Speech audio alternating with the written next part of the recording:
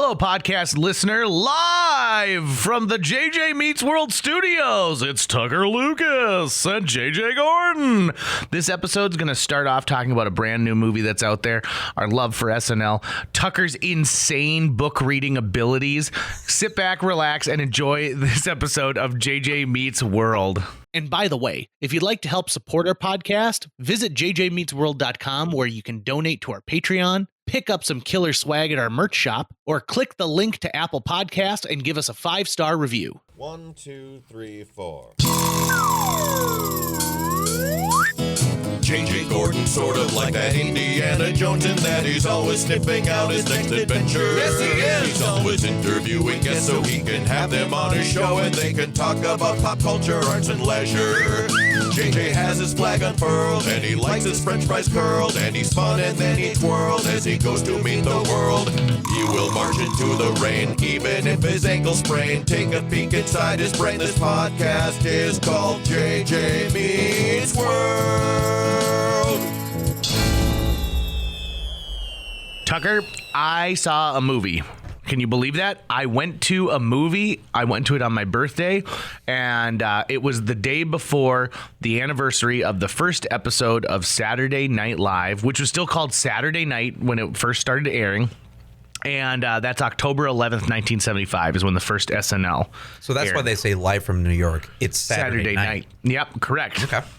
And it's about the 90 minutes before the first episode of SNL goes on air and all of the chaos and everything that's happening before they debut what ends up becoming the most, popular counterculture show of all time, right? And it focuses a lot on Lorne Michaels and his relationship with Rosie Schuster as well. But they do a unique thing in this where like Willem Dafoe and J.K. Simmons are the most well-known of anybody, I would say, who is in this cast. J.K. Simmons plays Milton Berle, and there's a reason that this movie is R-rated, and it's because of something J.K. Simmons does. And like you can pinpoint that exact moment. It's the thing that's like, oh, this is gonna be hard to edit for television. And it's very Boogie Nights. Okay. If you catch my drift, wink, wink, nudge, nudge. And I was just told that if you go to Milton Berle's Wikipedia page, there is an entire section about the thing I'm talking about here. Okay. So, and Milton Berle also famously hosted SNL like the 5th episode, and he hired people to give him a standing ovation like during his monologue, and everyone was just looking around being like, what is going on? This guy's ridiculous. He would always have really questionable reactions at some of the roasts where he'd go up and he'd like absolutely like slapped on Rickles. Yeah. Like he was not someone who wanted to be made fun of. Yeah, he Milton Berle, I think, and to some extent, they talk about this a lot in the movie. Yeah, Tucker just saw it, and his eyes went wide as saucers. Milton Berle they talk about this in the movie. He's the only person in history who had a 97 share for his show. And so 97% of people watching television at that time were watching Uncle Milty. Wow. Which is, mind-boggling. You could never see something like that today. You're lucky if you get a 6 share on something. So I go to see this movie, and I'm a big fan of Saturday Night Live, right? I would consider myself well-versed in the history of Saturday Night Live. I've read the book, even the updated version, Live from New York. When SNL's 25th anniversary came out in 2000, they did so many cool things that I'm surprised they're not doing for the 50th. They made a deal with VH1 where they produced a ton of stuff that was like a behind the music of SNL, and they did it in 5-year chunks. Because SNL has had some music moments that have become iconic. You think of like Sinead O'Connor tearing up a picture of the Pope. You think of, was it Britney Spears's or younger? No. Her younger. Yeah, Jamie Lynn Spears. Was it Jamie Lynn Spears? Or was it Ashley Simpson? Ashley Simpson, that's the one, who was caught lip syncing on the show, right? Yeah. people protesting, like, the fact that they had musicians on there that were, there's a famous story about how John Belushi pressured Lorne Michaels to have a punk band he liked on there, and they ripped apart chunks of the stage, like, while they were performing, and people across America were like, what the hell is going on? So they had this series. Then they also, like, highlighted the music on the show that wasn't just the band, like the musical sketches and how big music is, which is why it's hard to find full episodes of SNL, because they do use music in so many ways. Yeah. I was talking to a friend of mine, and I was saying one of my favorite sketches from more recent years is when Josh Brolin hosted. And Josh Brolin has this gigantic cowboy mustache, and he's dressed, in flannel and jeans, and it's a cowboy bar, right? So the scene is set inside a cowboy bar, and you hear Greg Allman's "I'm No Angel." Have you ever heard that song before? Mm-hmm. So that's playing, and the majority of the scene is done in silence. It's all done in mime. And so he's sipping on a beer, and he's kind of looking around, and he sees Amy Poehler, like, at the other end, and she's wearing, and he, like, looks at her, and he's like, you know, and she goes, me? And she gets up, and she's 9 months pregnant, right? Like, she's severely pregnant, and he kind of gives like a whoa, and she makes her way over, and all, like, people are noticing, like, her belly's knocking over beers on the bar and stuff like that, and she finally gets over to where he is and sits down, and you hear the first actual lines of dialogue, and he goes, when's your baby due? And she turns around and goes, yesterday. So then they get up and they're dancing together, and Will Forte jumps in, and he goes, I'm creepy Greg Allman, and I smell a bun in the oven. And he goes, try, and she's like, she turns to her, and she's like, I use Greg's perfume. And she's like, what? I'm no angel. And, like, it is a perfect sketch. It is perfect for what it is. And unfortunately, you have to pay for the rights if you're going to, like, put that out there. And so right. I have to go to, what's that, British Daily Motion, I think, is like the YouTube of Great Britain. Oh, I don't know. They have less strict copyright laws. Sure. I mean, I would assume there are pirate versions that are out somewhere if someone happened to record the broadcast. I put one of my favorite sketches on YouTube or on Facebook, and then shared it to, like, YouTube as well, and I got a cease and desist from Universal NBC. Nice. And it was another sketch that involves singing and, like, music performance, and it's Kristen Wiig and Will Forte as Jackie Snodgrass and Tim Jackalpappy, and they're writing songs, and so it's all the songs are about toddlers, jars of beer, the American flag, and rocket chips.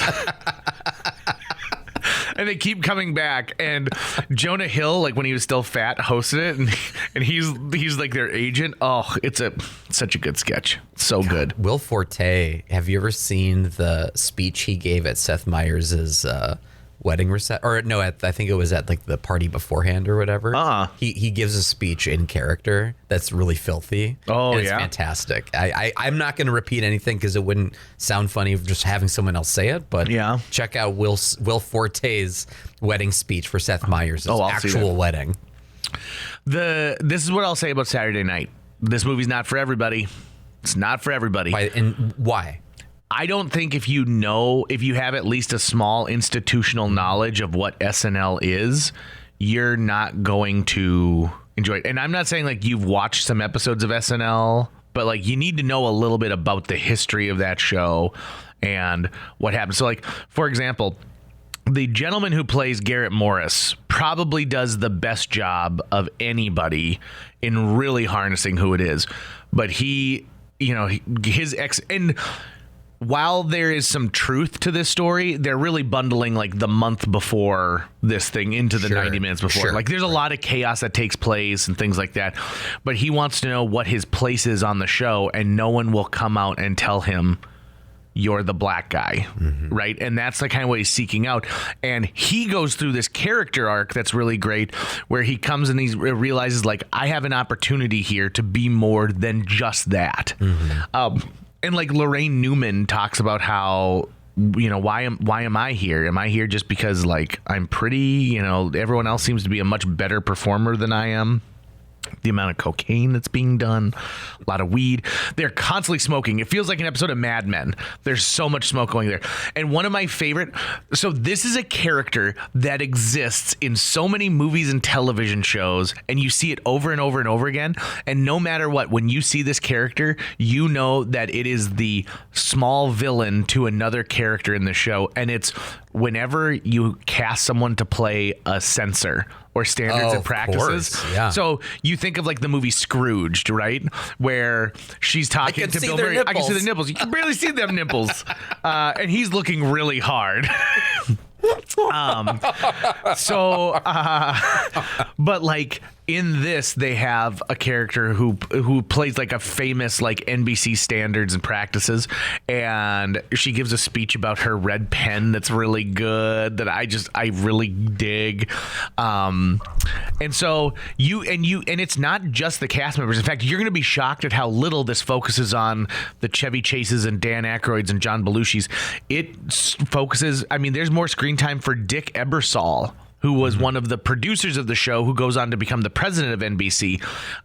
There's more time spent with Willem Dafoe, who's the head of talent for it. And it also highlights an interesting fact that you can, if you read about the history of Saturday Night Live, NBC has tried to like rewrite history in the fact that we were about this show. We knew it was important. We knew that Lauren, had found the top talent, But really what they did was they greenlit Saturday Night to put pressure on Johnny Carson because they were trying to get Carson to sign an agreement that would allow them to play The Tonight Show on Saturday, replay an episode of The Tonight Show on Saturday nights. And Carson didn't want to do that because he wanted more money. He didn't want to just sign it over. And so it was this back and forth. So they're like, well, fine, we'll put another comedy show in there, Johnny. And they had no faith in this thing. But I mean, at the same time, if I'm Johnny Carson, I'm like, yeah, either way, I don't get any money. So go ahead and put one there. Or if you want me to sign this over, but I'm not getting any extra, like it's lose for me. So go for it. Right. Well, I mean, that's the thing, right? Is if they did air it, he would have to be compensated. And so he wanted to be compensated. I'm sure he wanted pay me another $1 million a year to like re-air something I already did. Right. Yep. And there's a call in the movie from Johnny Carson to Lorne Michaels that is, everyone likes Johnny Carson, right? And this does not paint him in the best light. I also think this is interesting. The movie's done by Sony. I don't think Lorne Michaels wanted this movie to get made or helped participate in it. And this is the reason why I say that. At the time of this recording, Ariana Grande is hosting SNL. Why, when you open a movie on a Friday that is about the history of your show, would you not tie it into your program? Right. I mean, Ariana Grande's in Wicked coming out here, but that's in a month and a half. Mm-hmm. To me, it's like, now's a chance to get any surviving original cast members back on the show, right? To do something about it and like let them host the show as the movie about them creating the show comes out. And so I find it to be like, I don't think that this was a happy sandbox. Okay. And I think that they fought. Now, the best part of this movie, bar none, in my opinion, the thing that surprised me the most, well, yeah, I'll get to that. But this movie's full of Easter eggs. Like, SNL fans are going to be rewarded when you see the guy playing Al Franken walking around and he's eating out of a cereal box and you realizes it's a box of colon blow. Right? And all these other things from SNL's history are kind of hidden inside there somewhere. But John Batiste, are you familiar with the artist John Batiste? Yeah. He used to be on The Late Show with Colbert. Correct, yeah. So he's been doing scores for movies lately. He's been doing some really great scores. And in this, he does a score for it, but he does the score as if it's the SNL house band to some extent, which is really cool. That is cool. And then he plays musician Billy Preston, who is the first musical guest on SNL. Okay. And he does a raucous version of Billy Preston's Nothing from Nothing that I love. Like, it's the last 10 minutes of the movie, and it like... I've been listening to the original version of that nonstop because of this. And it is amazing. And I think people out there who create and who have an idea for something will appreciate this movie because it seemed like every single step Lorne Michaels took, people wanted this thing to fail and were actively working against him. The Teamsters were working against him. and the studio is working against him. The cast was working against him. Was he the one who actually originated the idea? Yes. Of Saturday Night. Mm-hmm. Okay. So and he poached great, awesome talent from all over the place, and he wanted to put something together. It's funny, even in the movie, they talk about how he's going to meet with all the affiliates. They invited all of the big affiliates to come watch the show live for the first time ever. So they go into this room that's all paneled in wood and it's full of cigarette smoke and people drinking scotch. And then there's a meat carving station at one side. And the fucking one percenters. Right? And Dick, and like in of a different era, like the guy who plays Chevy Chase goes like, ladies and gentlemen, well, I mean, just gentlemen, because you're in power. And it was... But there's a moment where, like, right before because Lorne Michaels has to put on like a dog and pony show to like, explain like, hey, this is the thing and you guys are going to be excited and you should buy this. There's a moment where Dick Ebersol is like, please do not use the word underground, revolutionary. Like, don't say any of these words that are going to make them pucker up a little bit at that. When I was watching the movie, I didn't think I was having as good of a time as I did as the minute it ended, right? Like, it was one of those movies that kind of like keeps twisting and twisting and twisting and twisting and twisting. And finally, when the tension releases, is great. So much so that I'm going to go back again and see it tonight. That feels like the build up to a show, doesn't it? So here's the thing.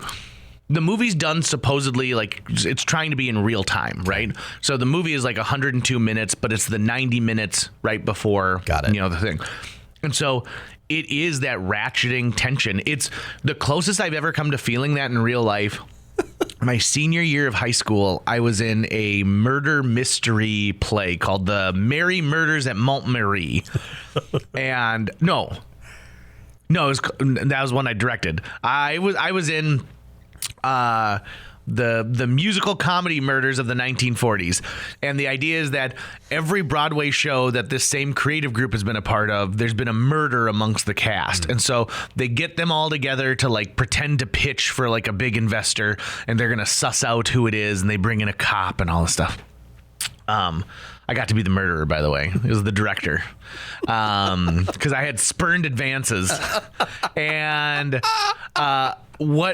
so I'm in this show, and it was the first year ever that they had hired a full-time tech director. And this tech director was like, okay, well, I'm going to make a program where the sophomores in Performing Arts 1 build the set for the 3-act play, which makes sense, right? Like, you've got weeks to do this. The day of the show, because these kids just didn't give a crap, we are literally like painting the set. And I remember at the very beginning, I'm in like the second scene, and I walk out and I put my hand on a wall, and when I pull it away, it's half covered in brown paint. Like, there's another scene where we're doing kind of like a runaround where there's these 3 doors, and I come around and I slam the door shut, and there's this painting that is hung above me that crashes down right behind me. And so I improvise by throwing it in my like shirt to like, make sure that no one shoots me. And I remember someone being like, how did you get that painting to fall? And I'm like, well, it's magic. A little acting right? for you. And it made me think of your version of Clue, right? Yeah. And just sort of that weird messed up version of, we got to put on a show, and no matter what, the curtain's going up. Yeah, I think, if anything, that might be the most important part of a theater education when you're a kid, is we're going to throw you in some oh shit moments. Yep. Where you go, well, it's about to happen, so get ready, or the show must go on, right? That idea that, hey, it doesn't matter that happened, we still have to put the show on, so we're going to tough it out.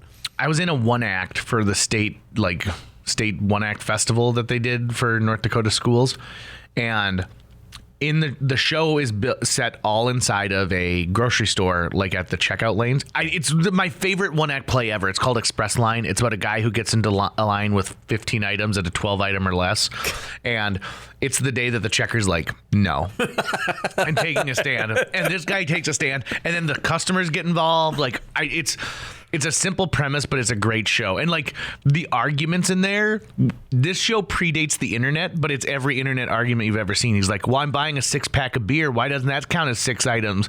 And she goes, because it's a unit, not a single. She's like, if you had brought up 6 individual bottles of beer, I would have counted them as 6 individual, but you're buying a unit.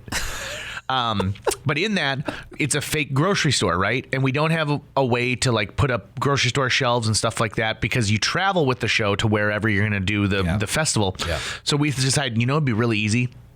We'll just get some shopping carts. And that way we can have people moving in the background with shopping carts, and so it'll look great. Yep. I think this was the years in Valley City. We get to Valley City, and Valley City's stage is a regular high school proscenium stage, but it has a 1 foot drop in the middle of it to give 2 levels. Oh, yeah. Okay. And I was like, well, this is bizarre. And I'm like, oh my God. We have got shopping carts that are supposed to be going everywhere. What are we going to do with this? They have to go over this 1 foot drop. Yeah, like it's no big deal if they're on the bottom. It's like a 2-tiered platform you're on, basically. Pretty much. Like a big step. And here's the thing. If you're on the lower part, there's no access to the wings. If you're on the upper part, you've got access to the wings. But if you need to get down to where the main action is taking place, so we're like, we're going to have to just redo all of the blocking of this show for anyone who's got a cart and essentially put 2 people there, and you're going to have to hold up the cart and put it down and then put it back up. It was miserable, but I think because of that, we won. Like I won Best Actor that year. Nice. And then we won Best Ensemble as well. And I think it's because of our lifting. I think they were like, you really muscled through that one, guys.